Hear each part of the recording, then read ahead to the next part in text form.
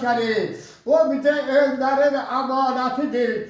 Gerek Heydər kimi sevək vətəni, hər türlü qələbə zəmanətidir. Xalqının şeirədən satır ilham, əməli zirvələr zəvəd edir. Zəkasına dostlar yardım edən, müdrik atasının yoluyla gedir. Əsil Qarabağ qayda gələk, qüdrətli ordumun döyüşə hazır. Hörmətli prezidentimiz həmişə xalqımıza xidmət edir, ordumuza xidmət edir, öz xalqını sevir, xalq da hörmətli prezidentimizi alqışlayır və sevir.